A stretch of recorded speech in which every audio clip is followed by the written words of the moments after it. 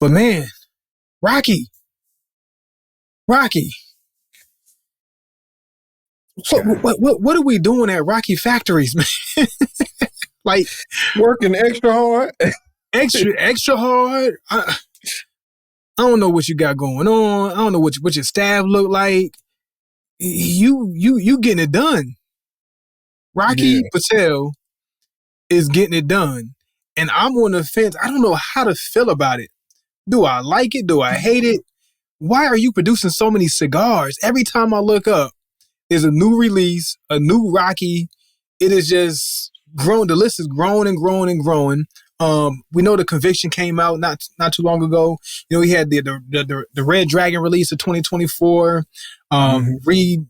Reintroduced the Edge recently, like within the last 6 months or so. And then I look up again and I saw the stick, and the stick looks nice. I was intrigued. Yeah. And it's the Rocky Patel Gold. I'm like, man, I want to be excited, but then at the same time, I'm like, Rocky, but why? It's like 50 other cigars I haven't got to yet. So I had to look at two different things. I wanted to see what Rocky produced and looked at his portfolio. So we pulled it up. I don't know if you got it in front of you, but if you look at that list, if we want to run it down, look at how many cigars that's been released. He got everybody up here. You got how many you tried? You know, we got the second edition AR, right? We got the bold Nish Patel, like you said. Got Catch 22. Rocky is so smart. This Joker got It's a Boy, and then It's a Girl. It's a cigar. Boy, you tricky little Joker, you Rocky. You got the Conviction, of course, the big boy. You know what I'm saying? $100 stick. Got to have that one in your portfolio. You got DBS and Dark Star, Decade, Disciple, 15th Anniversary, Edition, Unica, 50 to 55, the Grand Reserve, the Gary Sheffield. Like you said, the It's a Boy, It's a Girl. Why not? Of course, we got the Javas, Java Mint, Java Red, all of that good stuff. We got LB1, the Legends 52, the Ray Lewis, like you just mentioned. Come on, Ray Lewis. I didn't even know Ray. Let's go. Let's go. Nimi D. Number 6, the Royale. Royale is one of my favorites, along with the 55. That's another one of my favorites. We got the 60 that I'm smoking on right now. You know what I'm saying? The 1960. What's this number 6, though? This number 6 got my eye. What you mean? The number 6? You haven't seen the number 6 before? I haven't had it. I haven't had the number 6, but I see it all the time. We know we got the sun-grown. That bad boy is spicy. Sun-grown Maduro. Yeah. Of course, we got the re-release of the Edge, and then you got the Corojo Edge. We're saying that double edge light. Buy one of those today. Yeah, that's the one. You got the 810, you know, the candy cane wrapper. Should we keep going? I mean, I'm out of breath. Can I keep going? You could. You got the Edge Maduro. You got the Edge Sumatra, the Edge Habano, the Vintage Sumatra, the Vintage Connecticut, the Vintage Cameroon, the Vintage San Andreas, another spicy one. White label and the winter collection. Well, that boy ain't playing.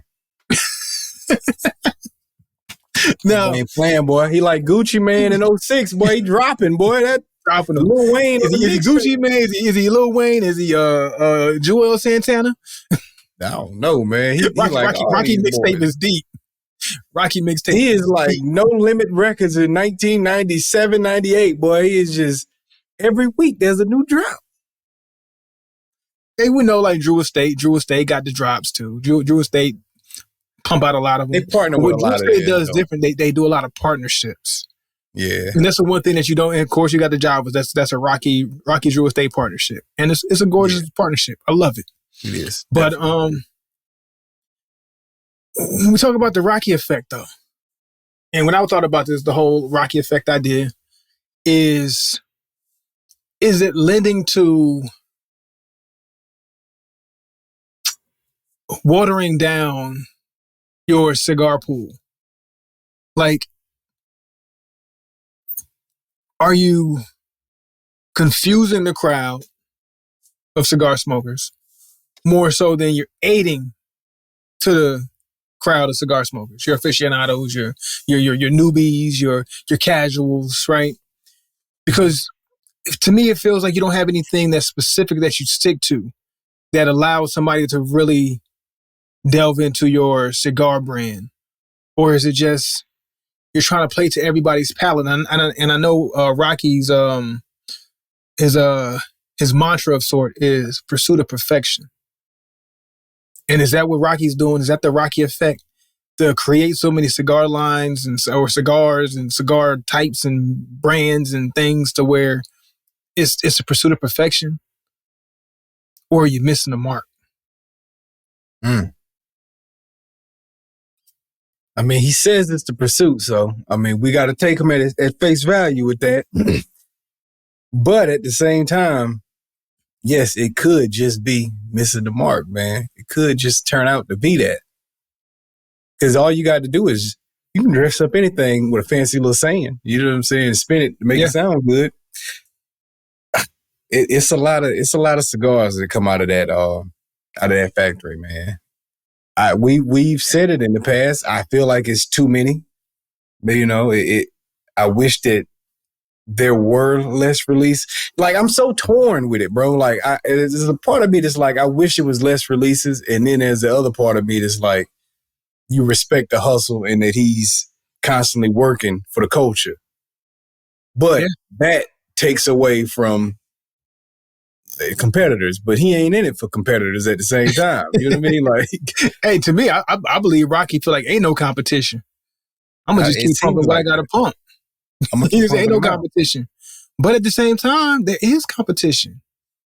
I sent you another list. Mm-hmm. And it's the best selling cigar brands in America. Rocky falls at number 7. Do you see the cigars that top Rocky? Hold on, let me get back to that list real quick. There was 2 up here, hottest and the best selling. You said best selling? Mm-hmm. And we can go look at hottest too. For now, let's just go with the best selling. We'll stick to that. And I would say the brands that have him beat are all pretty consistent. Yeah. I was going to say, so what do you see the difference between those ones that have top Rocky? Padron. They're very consistent. Padron's number 1. You don't see a lot of different types of Padrones. I'd be curious to go through their list and see what their lineup is, their portfolio. We know Fuente. They have a portfolio, but it's not that deep. It's not as deep as Rocky. A weekly release or nothing like that going on, or monthly release. I'm saying all these cigars have several cigars. Of course, we know my father. They got a handful of them.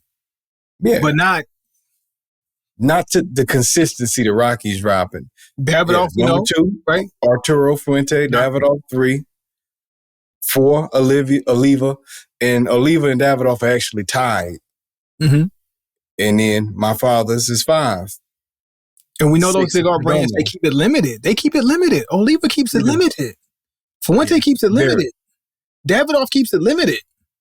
Yeah. They make something that's good enough for me to keep coming back for that thing. Mm-hmm. And now when they do release something new, I'm intrigued because I love what you do. And when they drop something new, they don't always keep it on the market. Sometimes it's limited time. Sometimes, it might stay around and become an actual part of the brand, but not always. You know what I mean? Not always. Yeah. They don't litter their portfolio with a bunch of sticks that just don't meet criteria to be a part of their actual portfolio. You got to actually have their standard is high. Rocky's standard is all over the place. Like, I'm not gonna say I'm not gonna say he's got a low standard. That's not what I'm trying to get at. But I am saying Rocky, because I don't think Rocky puts out bad cigars. I don't think he doesn't. He doesn't. Not at all.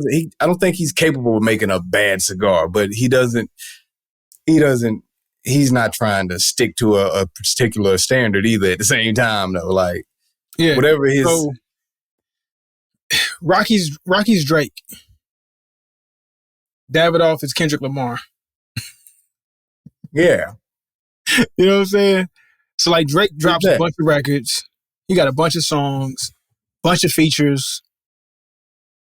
Mostly good. Mostly He missed good. the mark here and there, you know what I'm saying? But overall, we know he's a high level performer. But Yeah. he will miss the mark. So, but and then now, so that's just selling. So now you create all these cigars, but you're not selling as high as some of the ones who create a certain amount of cigars. So now, to me, that begs the question too.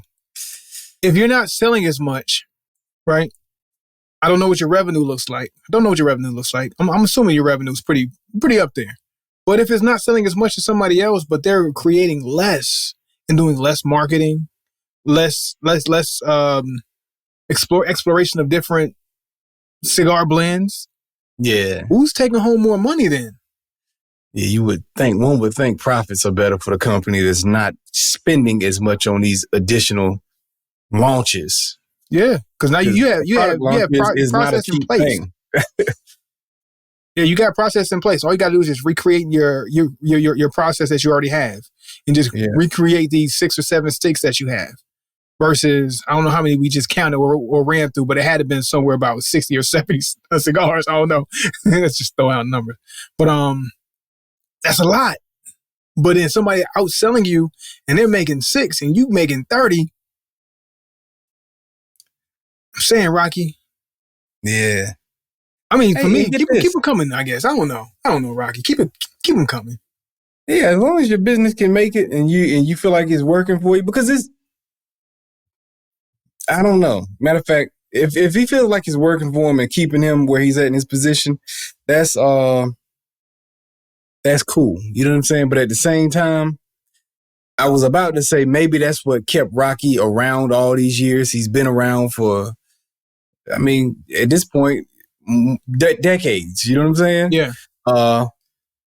But these other names aren't new names either, though. They all long-term names that's on this list. Padron, come on. Fuente, Davidoff, Oliva, Mafa. These ain't no new names. Yeah. These are all OGs in the game. So then we go to the hottest cigar brands list. And on this list, out of the hottest ones, Rocky's in 10th place. 10. Still behind all these these same names. So it's just like, Padron, okay. Davidoff, yeah. LaFleur is number 5 over Rocky 10. I think that has to be a mistake. That has to be a mistake. LaFleur is number 8 on the I can see that. list. Who? They're number 8 on the bestseller? They're right behind Rocky. Okay. Yeah, okay. yeah. Okay. Yeah, them and Ashton are tied at 8. So it just goes to show the hottest list, in my eyes, represents what the people are feeling. That's how the people feel about your brand. If we voting for who's the hottest, and the consumers on this particular survey have you ranked 10, which means your efforts towards all of these releases aren't necessarily going over in people's eyes where they feel it's like it's not resonating. It's not resonating. It's not resonating. Yeah. And that means you might want to adjust. But see, I think that's what hurts them though, is all the releases. It helps and hurts all at the same time. It's literally you can't keep up. You can't keep up. You can't keep up and you can't lock in and allow yourself to grow with something you love. Like for Fuente, you can place yourself in the ecosystem of Davidoff or ecosystem of Padron and just exist there. Placencia's between my father and Placencia, they'll probably be top on my list right now, right? My number 1 and number 2. Yeah. Might be able to switch those out back and forth because I'm just so fond of my father's that sometimes it might overtake Placencia, even though Placencia is my favorite smoke. I can get into that ecosystem. I can get into the 5 sticks that Placencia has and I can live there. I'm good. It's a good ecosystem for me to be in. But if I'm in this ecosystem that's topsy-turvy and it's just throwing something at me every other day, I'm like, man, I can't keep up.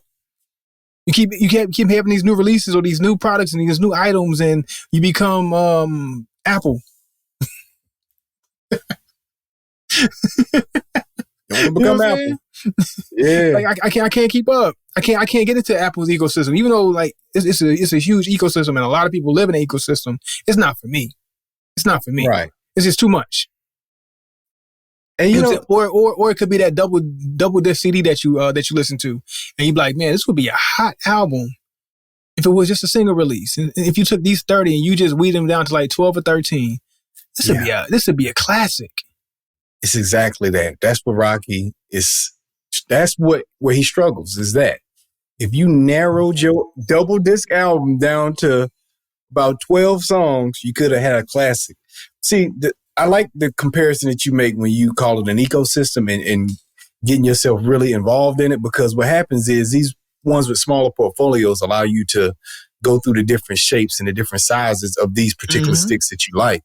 And you can really narrow it down and say, okay, this is what I like. I like the torpedo of this Cameroon rapper or whatever your thing is. You know what I'm saying? But you can narrow it down at that point. When an ecosystem as big as Rocky, I can't even get into your variations. Like, as much as I love the Edge, I don't think I smoked all the versions of the Edge. You know what I'm saying? Like, I didn't realize there were so many. That was eye-opening to me when I was just going through the list. Like, But that's cool though. You can do a lot of variations of it because that's normal. They do different shape sizes and lengths and whatever else. You know what I'm saying? Different rappers on the particular style or particular sticks they release. That's normal and that's fine. But keep it now at this point down to 5 cigars maybe, and you're doing these different shapes and sizes and different rappers on these. Yeah. And then I can have fun with this. I got 25 cigars to smoke at some point in time. That's a lot to choose from. And maybe I don't like these other 3 releases, but I like these 2 releases. And there's 5 different versions of this release. I can smoke 10 cigars and narrow it down to which ones I like the most. And now I'm fully into your ecosystem and I'm a fan of it. But Rocky's doing that with a lot of variation on all these releases. And it does muddy the water for the average person. It's overstimulation. I don't even say just the average person, just anybody. You know what I'm saying? Everybody. It's too much. It's too much. And it might be somebody out there who really enjoys it and say, no, I want all the variations. I want all the different cigar releases. It's fun for me because I get to explore more. But like you said, for most people, it's probably too much. It's probably overkill. Yeah. Like, I don't want to see Rocky release another cigar for another 5 years, maybe. maybe that might be a little too much. Maybe 2 years. Another 2 years. He's fed us enough where he could take some time off. You know what I'm saying? Like, he's fed the streets. Hard work ethic. Shout out to him for that. You know what I'm saying? And the releases it's fun and it's interesting, but it is too much. It's too much. It's exciting every time we see one. You know, you send it to me or I send it to you, and we like, oh, he got another one. That's cool, but it's too much, bro. It's too much, man. You know what I'm saying? Especially me as a fan of your brand. Like, it's just like, all right, man. You know. I would be curious to go back to another big smoke. We haven't been to one. Ooh, it's been a while. It's been about 6 years. Yeah, it's been a minute. And I remember when we went to that big smoke, and we got to meet Rocky, you know, during the meet and greets when everybody had their cigars lined up and all the brands were out there. And that's another cool thing. I'd like to go back with the information knowledge that we have now, all these cigar brands, to actually be up close in person with all these brands again. That would be cool to do. But I'll be interested to see how the reaction of the cigar lovers are with Rocky. Is it going to be the same like it was all those years ago? Because you remember the line to meet Rocky.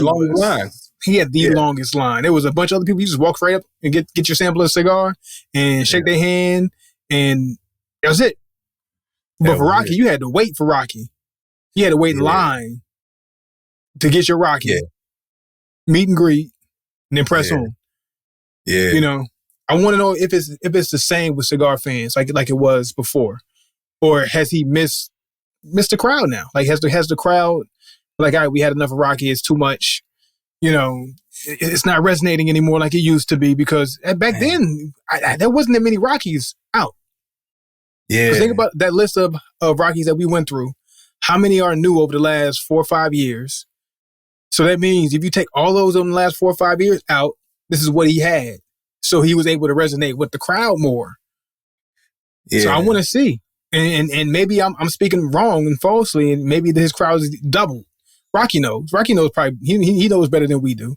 We're just outsiders looking in, fans of cigars, fans of Rocky, and fans of cigars overall. But I'm just curious to know what's the interaction with Rocky, and if anybody who's listening, if you've been to a Big Smoke and Rocky was there, what was it like? Let us know.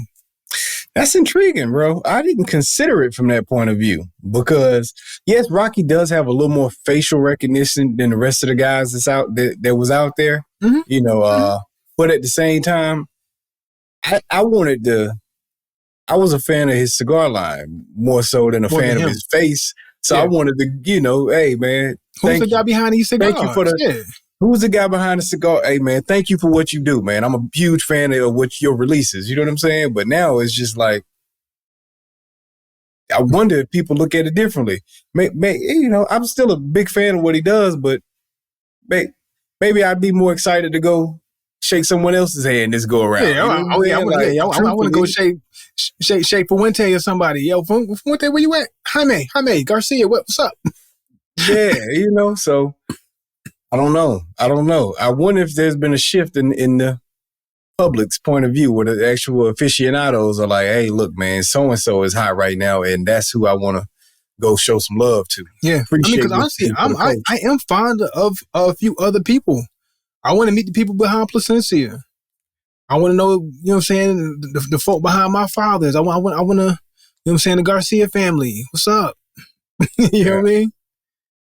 Because you've kept me stable throughout, especially us as cigar lovers. We smoke cigars for different reasons throughout life, whether it's just to relax in the morning or take a load off in the evening, and we become invested in the cigars that we smoke and the cigar brands and the story behind it because it means something to us. Hey, I had this situation happen. Got this promotion. I'm gonna go grab me a Plasencia. So I linked that experience with that Plasencia that I love with this promotion that I had. So we become invested and it becomes part of our life and a part of our culture as we progress in life. So like, but it's hard to do that with Rocky and so many.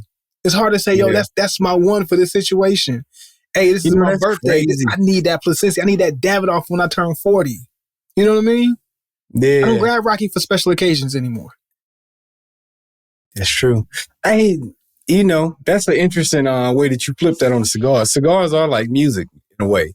Like this is the soundtrack of this moment of life. Like sometimes we listen to music. We might shoot each other an old song, and it was like that was the moment in time that represented a moment in time for us. Those songs and cigars can do the same thing. Yeah, the Edge for me represented a moment in time. But now he doesn't have anything that's a moment for me because there's so much in the mix. Plasencia is now representing a moment in time for us. And of course, as your taste buds evolve and, your interest in what you like evolves, of course, your cigars will evolve. But with Rocky still being a person that's still remembered in the culture and we still have love for in the culture, he should still be able to own a moment in your history. Yeah. But it takes it focusing on something in order to get that moment. Yeah.